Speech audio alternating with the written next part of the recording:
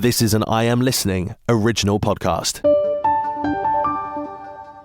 I genuinely feel that South East Water are not learning from those lessons. I've been working with them now for nearly 15 years, showing my age here, but they're not learning. The communications with this particular matter have been really, really bad, too little, too late. Too complicated. People just want to know when they can boil the kettle again to make a cup of tea. Welcome to the Kent Politics Podcast. Hello and welcome to the first Kent Politics Podcast of 2026 and the first of our bite-sized editions where we'll bring you the highlights of what's been happening in the county over the past week. I'm Nikki White, Senior News Editor at the KM Media Group, and I'll be wrapping up the stories local democracy reporters Simon Finlay, Robert Boddy and Dan Essen have been working on over the past week, as well as what's been happening at Westminster. First up this week, Dan has been looking at a few councillors who have signed up for reform, and all on the same day. On Wednesday, Reform's press office sent out not one, not two, but three separate releases saying they had acquired 3 new councillors across Kent. Gravesham Borough Councillor Dakota Dibben is no longer with the Conservative Party and has joined up with Nigel Farage's outfit, becoming the council's 5th Reform member. Over in Sevenoaks, long-time Tory councillor, former Mayor of Swanley and former Chairman of Sevenoaks District Council Lawrence Ball also defected to Reform. And down in Thanet, Barry Manners also joined up. While he was an independent up until this week, he was elected in 2023 as a Conservative and left that party in May last year. Interestingly enough, Councillor Manners was also one of the people aboard the famous British Airways Flight 149, which in 1990 landed in Kuwait during the Saddam Hussein regime's invasion of that country and was seized. He ended up spending 4 months in captivity in Iraq and has previously spoken to Kent Online about it. Needless to say, Reform's head office say they're very happy to welcome these new members to the fold. Over at Kent County Council, the long-awaited draft budget was finally published at the end of last week, after several months of delays. These would normally be expected to arrive in early to mid-November. Reform UK's first budget was held up by political indecision, if you believe the opposition parties, or by the government, which held back the results of the Fair Funding Review, which would determine how much extra cash Kent would get. As it turned out, it was better than expected, but not enough. It's never enough, is it? The ambition of the Reform UK leader of KCC, Kemkaran, was to set a council tax rise of less than the maximum government cap of 4.99%. KCC set its council tax at 3.99%, which was far lower than most of the opposition parties and journalists had expected. Political reporters at the County Hall Beat were hearing 4.85%. But most observers could see a drawdown on reserves and one-off payments as a means of plugging gaps, while anticipating rising costs for adult social care and special educational needs and disabilities, or SEND as it's more widely known. And Councillor Kemkaran later admitted that losing 1% of council tax revenues means the government may cut grants to the tune of £10 million, but this had been accounted for. On the face of it, she appears to have pulled it off, setting a balanced budget while not raising the council tax to the maximum amount, which chimed with last year's election literature. Critics called it performative and putting politics before people. Earlier this week, Councillor Kemkaran's deputy Brian Collins told members of the Policy and Resources Committee that the budget does not come without significant risk, and that risk comes in the form of adult social care and SEND, whose costs are rising all the time. If KCC tries to lower the cost of provision while the demand rises, this could end in tears. There may be other financial shocks, ones not yet foreseen, such as a steepening inflation or a global pandemic. But for the moment, risks and all, they have to make it work. Here's a clip from Simon explaining more about the budget to KMFM's Nicola Everett. Well, the big headline from this is that they're proposing to increase council tax by 3.99%. Now, that's significant because it's below the cap that the government set at 4.99%, which is something that they were absolutely determined to do because of the way that it looks. Everybody was saying that Reform couldn't run a council, they couldn't do this, and they would be going bankrupt within 9 months. But what they managed to do is, on the face of it, they seem to have pulled it off and are going to be able to at least present what appears to be a balanced budget when it goes to before the full council on February the 12th. However, the opposition will point and question to the overspend from this year, and they will question and ask for answers about the budget gap for next year, and they will be pointing to the cost of adult social care, SEND, the home to school transport. They're going to be asking if there is enough resistance to shocks within the budget, and they're going to ask about the state of the reserves. But on the face of it, right, and you know, people are poring over the 94 pages of the draft budget proposals as we speak, and probably by the end of the day we'll have some very different ideas about what this is offering. But Reform UK's leader, Lyndon Kemkaran, in a release last night said when this administration took office, the council was facing a very serious financial situation. KCC was saddled with more than £700 million worth of debt, which equated to £84,000 a day. And pressures on vital services were continuing to grow. And she said that this is a real turning point. When they came in, obviously the whole Doge thing went on, and there was a lot of talk about how they were going to save money. I know you've been looking at some of the document. It's very long and very in-depth, but can you see where savings have been made? Is it quite obvious where they've managed to claw back any cash at all? According to Reform, she said that since Reform got in, they thought it's managed to deliver £100 million in savings and income. They have reprofiled, that's a new word on me, £40 million of future spending and reduced debt by £67 million. Now, the devil's in the detail of all of this, and that may well be true, but it's how much the bills are likely to go up by and how much they're going to have to take from reserves. Meanwhile, in Medway this week, the repercussions of the new multi-year funding settlement became apparent, and not all for the best. The town's authority did see an increase in the money it receives from government, an increase of £23 million for its budget, which was £11.4 million more than it would have got if the fair funding review hadn't been conducted. However, this wasn't as generous as Medway Council officers had been predicting when they were putting together a draft budget for the next financial year. They had anticipated the authority would receive a further £8 million on top of the £23 million, and were hopeful that with this and other work to bring the council's finances into control, Medway could avoid having to ask the government for exceptional financial support for the third year running. This avoidance of needing EFS was something council leader Vince Maple repeated several times, but now the result of the funding settlement is out, he has said this is unlikely to be possible and a third year will be necessary. I welcome the increase that we've seen through the fair funding review to Medway Council. It's a positive thing. It steps away from the years of austerity we had under both the coalition and Conservative governments for more than a decade. That said, of course, people know that we've been in a really challenging financial set of circumstances. We're continuing to work through that. It's likely, we believe, that we'll have to access the third year of EFS. We did say that was likely at the time when we first wrote around exceptional financial support. So we're anticipating that will be the case. We're working with officers every single day, but the nature of actually the settlement we've received, it is quite complex because it's not only a multi-year settlement, which is to be welcomed, but it's bringing together dozens of individual strands of grants into the central grant situation. So there's not a compare and contrast from last year to this year. So it is taking time. That's not, again, unique to Medway. For all councils across the region and across the country, they're taking that additional time. But I'm confident as we move forward, we'll continue the conversations with MHCLG around exceptional financial support, and we'll come forward with our budget in February. Can this be described as a good settlement for Medway if we're still having to go to the government down the line to ask for exceptional financial support? How can that be a good settlement for this council? Look, it's very clear that the government has inherited the financial mess that they did from the previous Conservative government. But despite that, they have prioritised reviewing and giving fair funding to local government. You know, gone are the days of Rishi Sunak standing up in a garden in Tunbridge Wells, taking money away from deprived urban areas. We've got a Labour government who's recognised deprivation as part of that process for the fair funding review. Does that mean that it covers every element from a local government perspective here in Medway?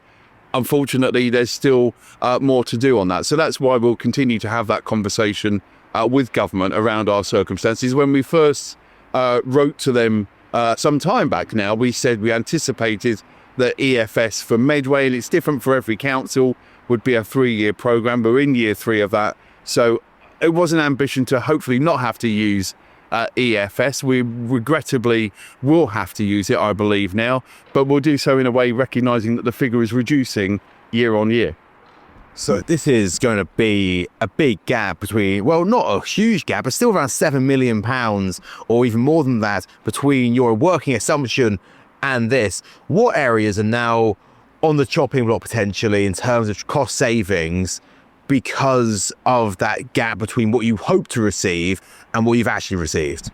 Well, we're working through that, and we've still got nearly 2 months before we present the final budget to council at the end of February. So as you would imagine, by the nature of it, we're just a couple of working days into 2026. We received the provisional settlement on one of the last working days of 2025. Officers are working through that now. My cabinet are working every single day with their senior officers to look at options and what may be possible as we come forward. We'll do that as transparently as always. That's what we believe in as a Labour and Cooperative administration. But so from that perspective, we will bring stuff forward as we move towards the February budget date, where we will set the following year's budget. EFS is effectively the loosening of the rules so a council can borrow to cover its day-to-day spending. Medway first got this for its 2024 budget, but it did set out a roadmap where EFS would be needed for 3 years, so this isn't entirely out of the blue. However, the boost of funding had given some in the council hope that they could avoid needing all 3 years. The application for the 3rd year of EFS has been made and will likely be approved because without it, it would likely spell effective bankruptcy. Is there a topic that you would like to be discussed on the Kent Politics podcast? Perhaps you've got a question for one of our panel, or you'd like to comment on a hot topic in local or national government. Get in touch by emailing or sending a voice note to kentpoliticspodcast@thekmgroup.co.uk. And lastly, onto what's been going on at Westminster. And this week, it's pretty much all been about water. At the time of recording, thousands of homes and businesses across the county are still without supplies. And regulator Ofwat has now announced it has opened an investigation into South East Water following the major outage. The body will look at whether the utility company has complied with its obligations to provide high standards of customer service and support for users since widespread issues began in November.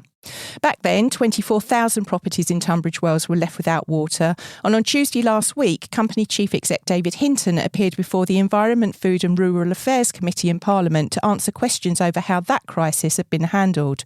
The Drinking Water Inspectorate has now launched an investigation into South East Water over the disruption and says it will take appropriate enforcement action if needed.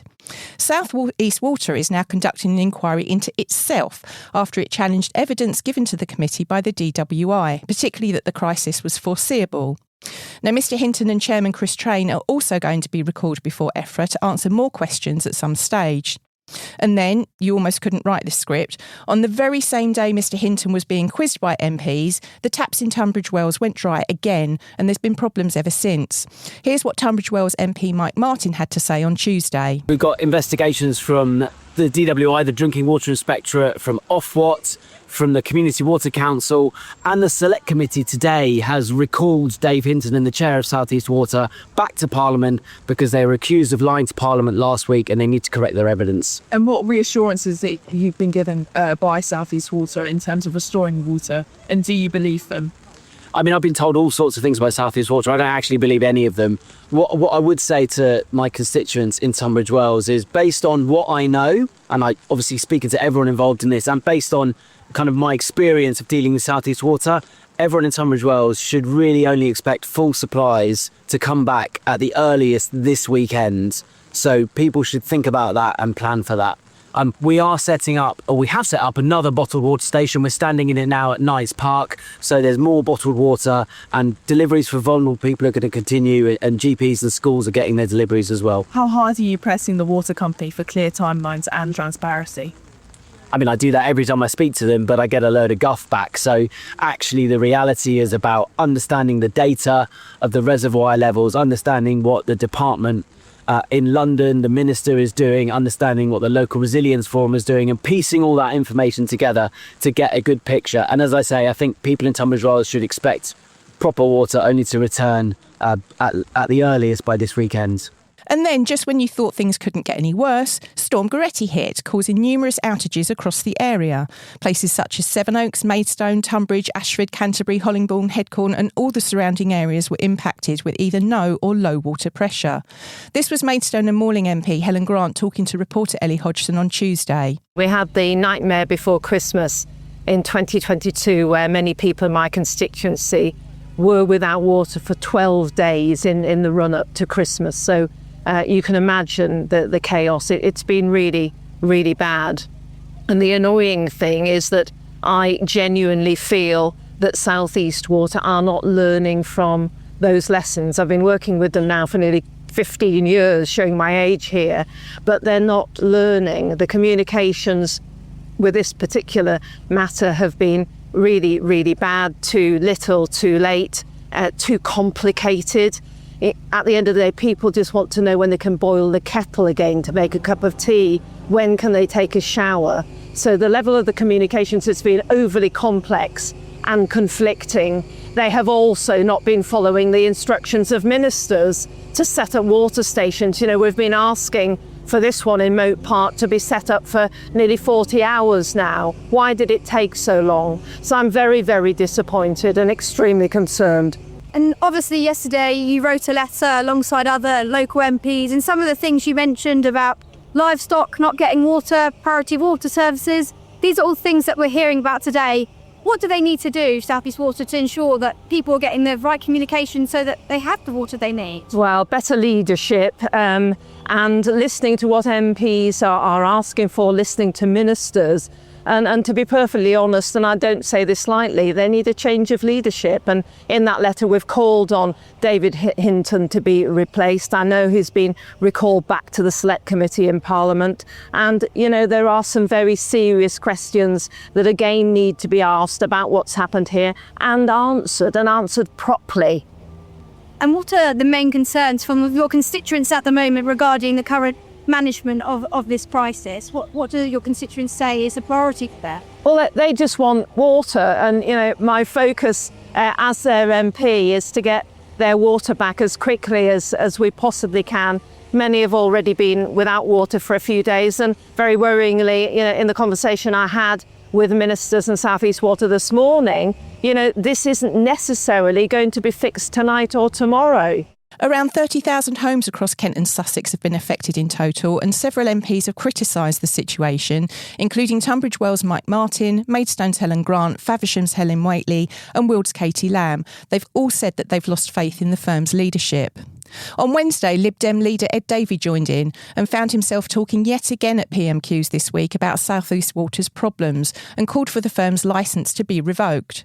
Now, it's fair to say that South East Water staff have been working around the clock to drop supplies off to vulnerable people, man bottled water stations and do what they can to get the situation sorted. But to many customers, that's of little comfort when they're struggling to simply wash, clean and flush the toilet.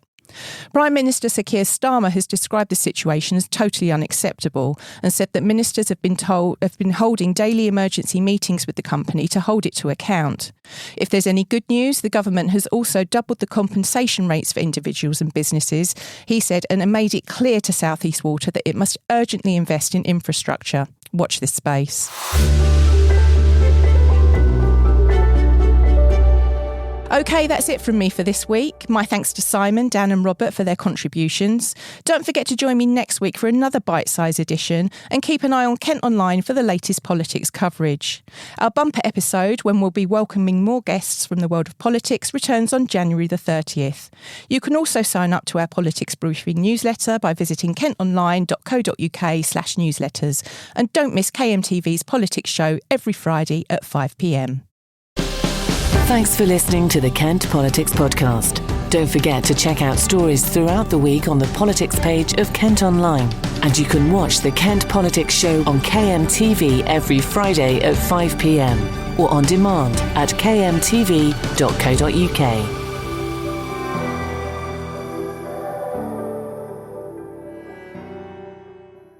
This has been an I Am Listening original podcast. For more information, head over to our website, im-listening.co.uk.